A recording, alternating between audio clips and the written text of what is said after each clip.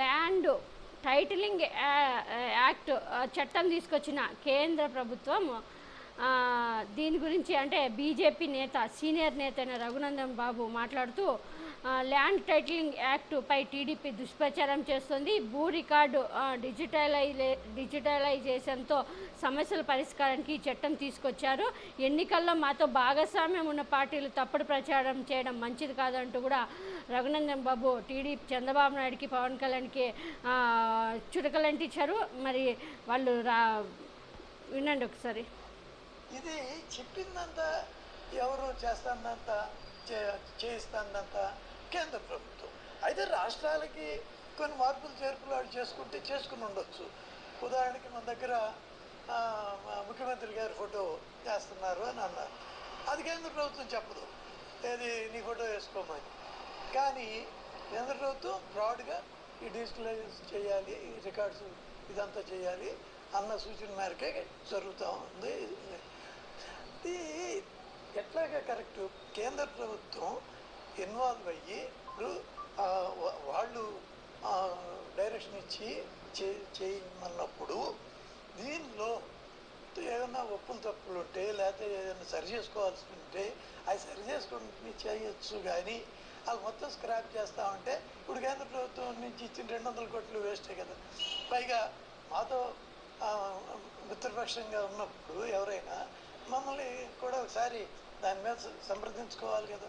ఇలాంటి వాటిల్లో ఒక ముఖ్యమైన నాయకులు ఎవరైనా మాట్లాడేటప్పుడు దాని రిపర్కషన్స్, ఇంప్లికేషన్స్, కాంప్లికేషన్స్ అవన్నీ ఆలోచించి లోతుగా అధ్యయనం చేసి దాని గురించి మాట్లాడాలి. కానీ ఊరికే చించేసేస్తాను లేకపోతే సంతకం పెట్టేసేస్తాను అని అంటే అది కరెక్ట్ కాదు. అందుకనే ఈ కారణంతోనే బీజేపీ ఆ మేనిఫెస్టోతో మాకు సంబంధం లేదని దూరం ఉంది. అది పెద్దాళ్ళ విషయాలు నాకు తెలీదు, కానీ బయట తెలుస్తున్న విషయాలు ఈ మేనిఫెస్టోతో మాకు సంబంధం లేదని మేము క్లియర్గా చెప్పాము. ఎందుకు ఇవన్నీ చెప్పాల్సి వచ్చింది? రేపు ఏదన్నా చేయలేకపోతే ఆ నెపం మా మీద రాకూడదు. బీజేపీ మీద నమ్మకం అది పోకూడదు కదా. విన్నారుగా, బీజేపీ ఆల్రెడీ ఇది ప్రతి రాష్ట్రానికి 200 కోట్లు ఇచ్చింది. ఇది బీజేపీ సెంట్రల్ గవర్నమెంట్ నుంచి తీసుకొస్తున్న చట్టం. ఇది రాష్ట్రాలు ఇవి సర్వే చేసి వాటిని మొత్తం, ఎందుకంటే ఎప్పుడో బ్రిటిష్ చెప్పారుగా, ఇంతకుముందు పయావుల కేశవ్ కూడా ఆ వీడియో కూడా పెట్టాను చూడండి. ఆ వీడియో ఆయనే చెప్పాడు, ఎప్పుడో 150 ఏళ్ళ క్రితం జరిగిన సర్వే ఇప్పుడు చేస్తున్నాడు, ఇది చాలా మంచిదని కూడా వాళ్ళే ఒప్పుకున్నారు టీడీపీ వాళ్ళు. ఏమంటే ఎన్నికల్లో లబ్ధి పొందడానికి ఏదో ఒకటి అంటే టీడీపీ మాట్లాడింది, అసెంబ్లీలో మద్దతు ఇచ్చి మాట్లాడింది బయటికి రావాలి అనుకున్నారు. కానీ సోషల్ మీడియా ఇప్పుడు ఎలా ఉందంటే మా వైఎస్ఆర్సీపీ వాళ్ళు కూడా చాలా ఫాస్ట్గా ఉన్నారు. మీరు ఒకటి ఏదైనా ట్రోల్ చేయాలంటే మేము దానికి ఇమ్మీడియట్గా కౌంటర్ ఇవ్వడానికి మేము కూడా చాలా స్ట్రాంగ్గానే ఉన్నాము. మేము ఇక్కడ ఎవరు మీరేదో వేల మందిని పెట్టుకొని అక్కడ హైదరాబాదు ఐటీడీపీలో వేల మందిని పెట్టుకొని ఫేక్ ప్రచారాలు చేస్తే మేము స్వచ్ఛందంగానే తిప్పికొట్టడానికి రెడీగా ఉన్నాము.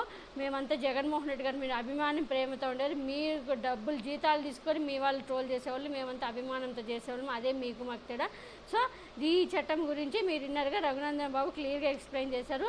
ఇప్పుడు వీళ్ళు మా పార్టీ మా కూటమిలో ఉంటూ కూడా ఇలా దుష్ప్రచారం చేయడము పద్ధతి కాదు. ఏదైనా దీని గురించి పూర్తిగా తెలుసుకుంటే బాగుంటుంది. పవన్ కళ్యాణ్కి చంద్రబాబు నాయుడికి దీని మీద పూర్తిగా అవగాహన లేదనే అనుకుంటున్నాను కూడా ఆయన అంటున్నారు. ఏదైనా ఉంటే డౌట్లు ఉంటే చర్చించి మాతో ఏమైనా డౌట్లు ఉంటే మాతో అడగచ్చు. కేంద్ర సెంట్రల్ గవర్నమెంట్ దగ్గర అడిగి తెలుసుకున్న తర్వాత మాట్లాడితే బాగుంటుంది. ఇప్పుడు మేము రాష్ట్రాలకి వీటికి ఫండ్స్ కూడా ఇచ్చాము. ఇవన్నీ వేస్టేజ్, వీళ్ళు మాట్లాడే మాటలు రాజకీయ లబ్ధి కోసం. అంతేకాకుండా మేనిఫెస్టో కూడా మేము సపోర్ట్ చేయలేదు, ఎందుకంటే అవి నెరవేర్చేటివి కాదు అన్నట్టు కూడా ఆయన క్లియర్గా చెప్పారు. విన్నర్గా ఇదంతా దుష్ప్రచారం, రాజకీయం కోసం లబ్ధి పొందిన ప్రజల కోసం ఏం చేస్తారో చెప్పుకోకుండా ఇలాంటి పనికిమాల అన్ని తప్పుడు ప్రచారాలు చేస్తూ రాజకీయాలు నెగ్గాలనుకోవడం దేవుడు ప్రజలు కూడా చూస్తున్నారు, ప్రజలకు కూడా అన్నీ అర్థమవుతున్నాయి.